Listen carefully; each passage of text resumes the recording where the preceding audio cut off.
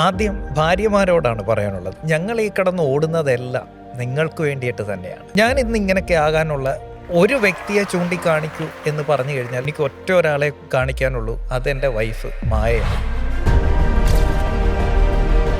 മായയ്ക്ക് ഒരുപാടെടുത്ത് തല കുനിച്ച് നിൽക്കേണ്ടി വന്നിട്ടുണ്ട്. മാറി നിന്ന് കരഞ്ഞിട്ടുണ്ട്. എന്ത് ചെയ്യണമെന്നറിയാം. ബിസിനസ്സുകാരൻ ചെയ്യേണ്ട ഒരു കാര്യം, ഈ ബിസിനസ്സിലെ സ്ട്രെസ്സ് ചെന്ന് വീട്ടിൽ ഷെയർ ചെയ്യാതിരിക്കുക. എത്ര പരാജയങ്ങളുണ്ടായാലും ചെറിയ ചെറിയ വിജയങ്ങൾ എല്ലാ രീതിയിലും നമുക്ക് ഉണ്ടാകാറുണ്ട്.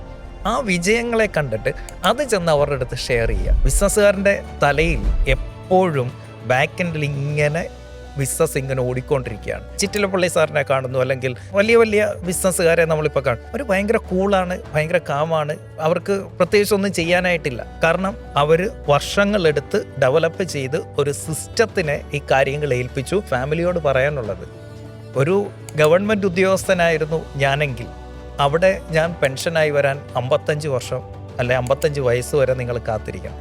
നിങ്ങളൊരു 3 വർഷം, വെറും 3 വർഷം ഒരു ഭർത്താവിനൊപ്പം അല്ലെങ്കിൽ ഭാര്യയ്ക്കൊപ്പം സപ്പോർട്ട് ചെയ്ത് ഒരു ബിസിനസ്സുകാരിയെ അല്ല ബിസിനസ്സുകാരനെ സപ്പോർട്ട് ചെയ്ത് കൂടെ നിന്നാൽ പിന്നെ അങ്ങോട്ട് ഈ പറഞ്ഞ ഫ്രീഡം ലൈഫായിരിക്കും. നമസ്കാരം. റൂത്ത്ലെസ്സിന്റെ 6ാമത്തെ എപ്പിസോഡിലേക്ക് സ്വാഗതം. ഒരുപാട് ചോദ്യങ്ങൾക്കുള്ള മറുപടികളുമായി ഡോക്ടർ അനിൽ ബാലചന്ദ്രൻ തുടരുകയാണ്. വളരെ പ്രധാനപ്പെട്ട ചോദ്യം, അത് ബിസിനസ്സുമായി മാത്രം ബന്ധപ്പെട്ടതല്ല. ഒരുപക്ഷെ മലയാളികൾ എല്ലാവർക്കും ഒരു പ്രശ്നമാണ് സമയം എന്ന് പറയുന്നത്. അത് കുടുംബത്തോടൊപ്പം ചെലവഴിക്കാനുള്ള സമയം. ഇപ്പോൾ പലപ്പോഴും ഈ ജോലി തിരക്കുകളിൽ കുടുംബത്തിൻ്റെ പരാതികൾ കേൾക്കുന്ന ഒരുപാട് ആളുകളുണ്ട്. ഭാര്യയുടെ കാര്യങ്ങൾ നടക്കുന്നില്ല, സമയം കിട്ടുന്നില്ല എന്ന് പറയും. അച്ഛൻ, അമ്മ, കുട്ടികൾ. കുടുംബത്തോടൊപ്പം ആരോഗ്യകരമായ സമയം ചെലവഴിക്കാനുള്ള അത്തരത്തിലുള്ളൊരു ടൈമാണ് മെയിൻ പ്രശ്നം. എങ്ങനെ ഇതിനെ നമുക്ക് ഒരുമിച്ച് കൊണ്ടുപോകാൻ പറ്റും? ഇപ്പോൾ നമ്മൾ കുട്ടിയുടെ ഒരു PTA മീറ്റിങ്ങിന് പോകുമ്പോഴും നമ്മുടെ മനസ്സ് ഓഫീസിലായിരിക്കും, അല്ലെങ്കിൽ മറ്റെന്തെങ്കിലും ഒരു പരിപാടി, ഒരു ഓണോ വിഷോ ഇതൊക്കെ വരുമ്പോൾ കുടുംബത്തോടൊപ്പം ഒന്ന് കൂടാൻ പറ്റുന്നില്ല. എപ്പോഴും മനസ്സ് ഓഫീസിലാണ്, ഓഫീസിന് വേണ്ടി ജീവിച്ചുകൊണ്ടിരിക്കുകയാണ്. ഇപ്പോൾ എല്ലാവരും ചോദിക്കും, ജോലി മാത്രം മതിയോ? ഇതൊരു ചോദ്യമാണ്. എന്ത് ചെയ്യും? ഇത് ഒരുമിച്ച് കൊണ്ടുപോകണം. ഈ ബിസിനസ്സിൻ്റെ അകത്ത് ഇത് രണ്ട് ഘട്ടമാണ്. ഒന്നാമത്തെ ഘട്ടം എന്ന് പറയുന്നത് ബിസിനസ് സെൻറ്ററിലും അതിന് ചുറ്റും ലൈഫും. ഇത് കഴിഞ്ഞൊരു സ്റ്റേജുണ്ട്. നമ്മൾ സക്സസ് ഒക്കെ ആയി കഴിഞ്ഞ് കുറേ കഴിയുമ്പോൾ നമ്മൾ എത്തുന്ന ഒരു സ്റ്റേജുണ്ട്. അവിടെ ലൈഫ് സെൻറ്ററിലും അതിന് ചുറ്റും ബിസിനസ്സും. അപ്പോൾ നമുക്ക് ആദ്യത്തെ ഘട്ടത്തെക്കുറിച്ച് പറയാം. നമ്മൾ ഒരു ബിസിനസ് വലിയ പ്രതീക്ഷയോടുകൂടിയൊക്കെ തുടങ്ങുന്നു. നമുക്കറിയാം, ഈ മുന്നോട്ടുള്ള യാത്രയിൽ എപ്പോഴും ഇതിൻ്റെ ഒപ്പം ഉള്ളതാണ് ഈ സെറ്റ് ബാക്കുകൾ. ചില പരാജയങ്ങളൊക്കെ ഉണ്ടാവും. ചില നമ്മളുടെ പ്രതീക്ഷയ്ക്ക് വിപരീതമായ ചില കാര്യങ്ങളൊക്കെ നടക്കും. നമ്മൾ ഭയങ്കരമായിട്ട് എക്സൈറ്റഡ് ആയിട്ട് എക്സ്പെക്റ്റ് ചെയ്യുന്ന ചില കാര്യങ്ങൾ നടക്കാതെ വരും. ഇങ്ങനെയൊക്കെ വരുന്ന സിറ്റുവേഷനിൽ നമ്മൾ ഡൗൺ ആയിപ്പോവും. ഈ ഡൗൺ ആകുന്ന സമയത്ത് ഒരു ബിസിനസ്സുകാരന് ഏറ്റവും കൂടുതൽ ആഗ്രഹിക്കുന്ന, ഏറ്റവും കൂടുതൽ അവന് വേണ്ടത് ഫാമിലിയിൽ നിന്നുള്ള സപ്പോർട്ടാണ്.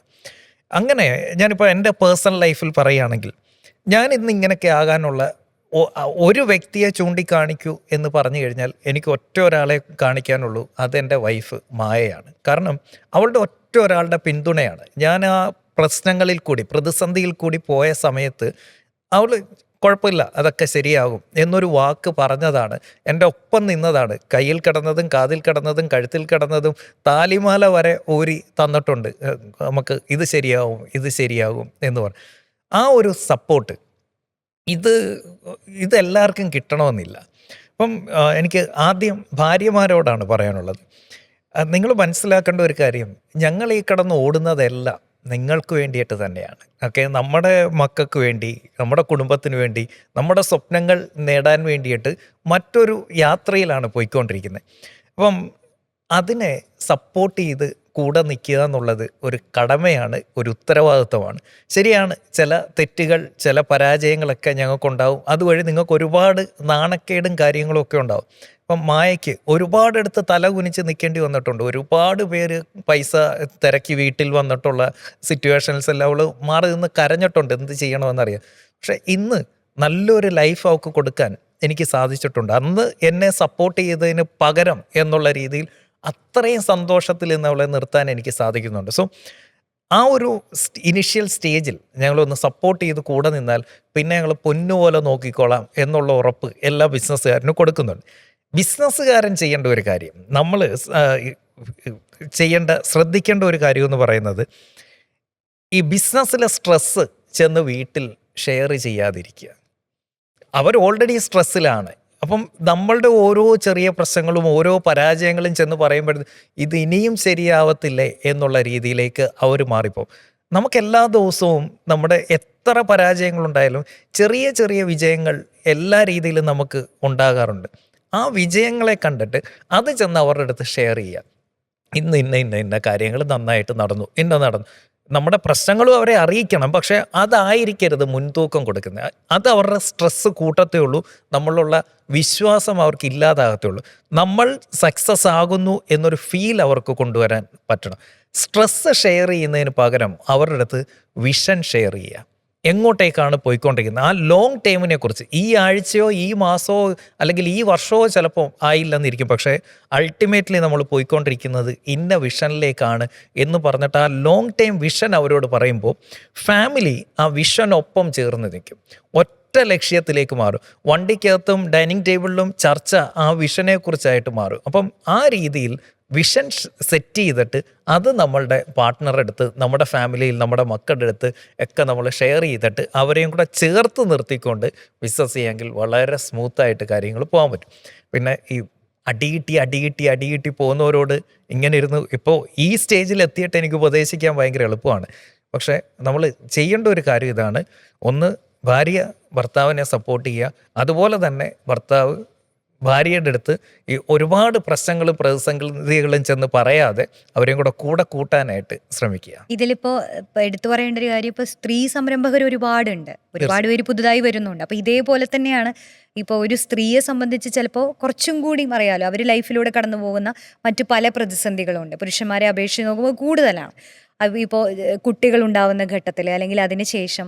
അപ്പോൾ ചിലർ ഈ സംരംഭത്തിലേക്ക് തിരിച്ചു വരാൻ പോലും പറ്റാത്ത തരത്തിൽ ട്രാപ്പായി പോകുന്ന സ്ത്രീകളുണ്ട്, അല്ലെങ്കിൽ ആ എനർജി നഷ്ടപ്പെട്ടു പോകുന്നവരുണ്ട്. അപ്പോൾ ഇതേപോലെ തന്നെ ഏതൊരു നമ്മുടെ പങ്കാളിയിൽ നിന്നുള്ള ഒരു പിന്തുണയും കുടുംബത്തിൻ്റെ ഒരു പിന്തുണയും ഒക്കെ വലിയ പ്രാധാന്യമുള്ളതാണ് അല്ലേ? തീർച്ചയായിട്ടും. നമുക്ക് ഈ വനിതാ സംരംഭകരെ കുറിച്ച് പറയുമ്പോൾ ഏറ്റവും കൂടുതൽ പ്രശ്നങ്ങളും പ്രതിസന്ധികളും ഉള്ളവരാണ് അവർ.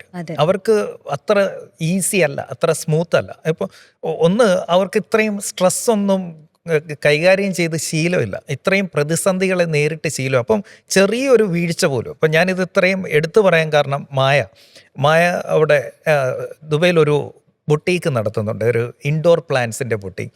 അവിടെ ഒരു ദിവസം ഒന്ന് സെയിലൊന്ന് കുറഞ്ഞാൽ ഇവൾ ഭയങ്കര സ്ട്രെസ്സായി, ടെൻഷൻ കൂടി, രാത്രി ഉറക്കമില്ല, എഴുന്നേറ്റ് നടക്കുന്നു. എന്താ കാര്യം എന്ന് ചോദിച്ചാൽ ഇന്ന് ആരും വന്നില്ല.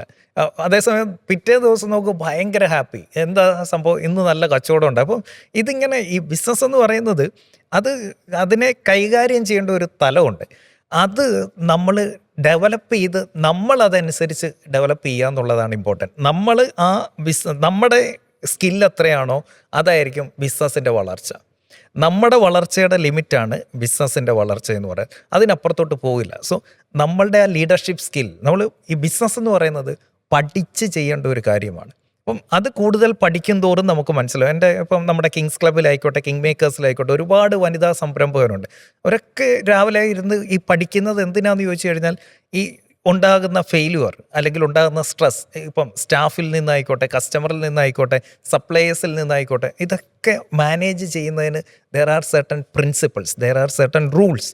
ഈ പ്രിൻസിപ്പിൾസ് കൊണ്ടുവന്നു കഴിഞ്ഞാൽ നമുക്കൊരു പരിധിവരെ ഈ ലൈഫിനെ സെൻട്രൽ നിർത്തിക്കൊണ്ട് അതിന് ചുറ്റും നമുക്ക് ബിസിനസ് കൊണ്ടുവരാൻ പറ്റും. സോ ഒരു ചില ബൗണ്ടറീസ് സെറ്റ് ചെയ്യുക എന്നുള്ളതാണ് അതിൻ്റെ അകത്ത് നമ്മൾ ശ്രദ്ധിക്കേണ്ട കാര്യം. യെസ്. ചില ആളുകൾ പറയും നമ്മൾ ഒരു വഴിക്കങ്ങ് ഇറങ്ങി തിരിച്ചാൽ പിന്നെ അതാണ് ലക്ഷ്യം. ശരിയാണ്, നമുക്ക് ഒറ്റ ലക്ഷ്യം ഉണ്ടാവും, നമ്മുടെ കരിയറുമായി ബന്ധപ്പെട്ട് വലിയ സ്വപ്നങ്ങൾ ഉണ്ടാവും, വിഷൻ ഉണ്ടാവും.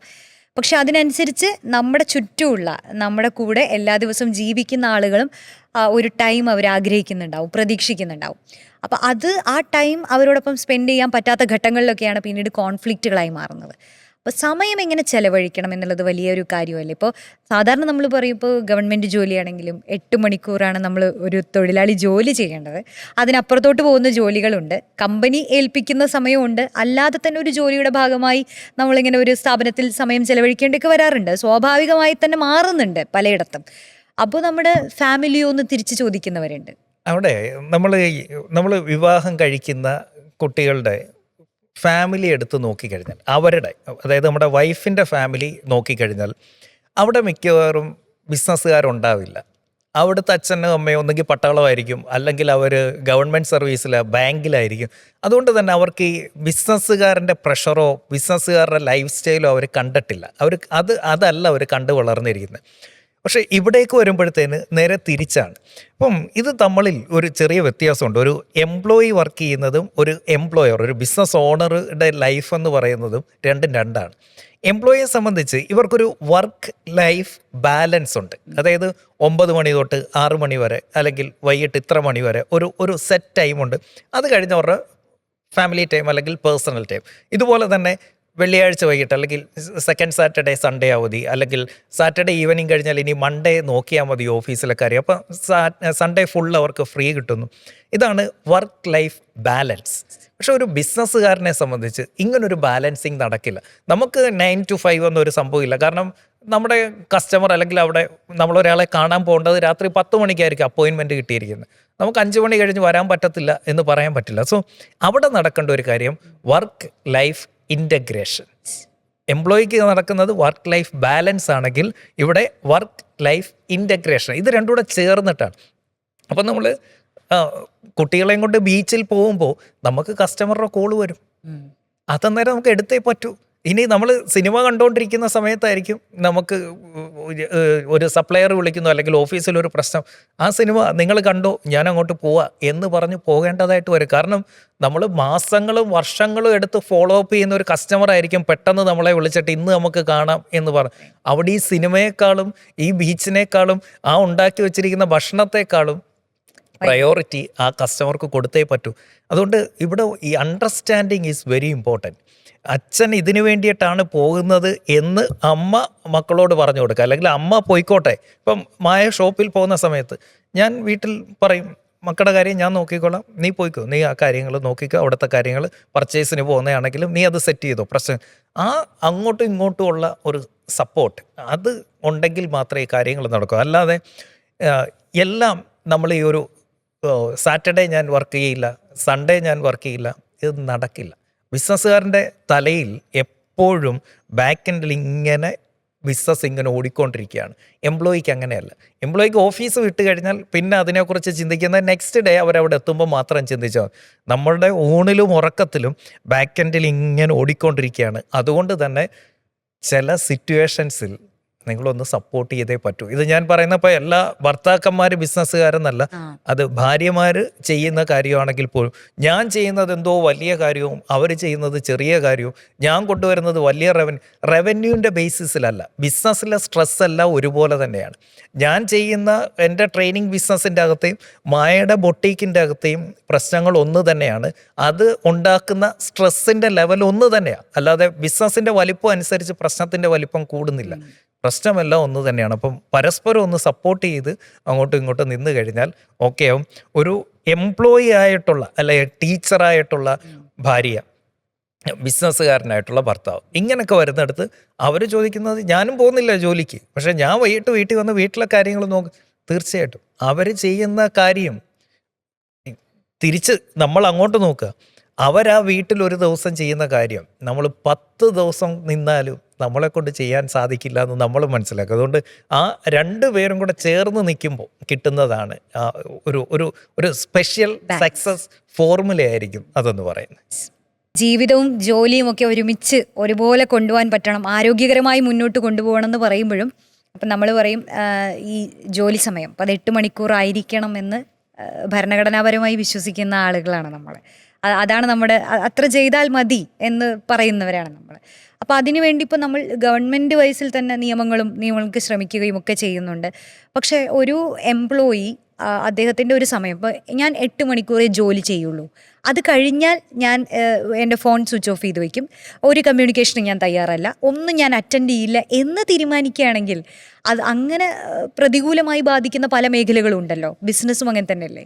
ഈ ബിസിനസ്സുകാരന് അങ്ങനെ ഒരിക്കലും ചെയ്യാൻ പറ്റില്ല. കാരണം ബിസിനസ്സിൽ 2 മൗണ്ടനാണ്, 2 മലകളാണ്.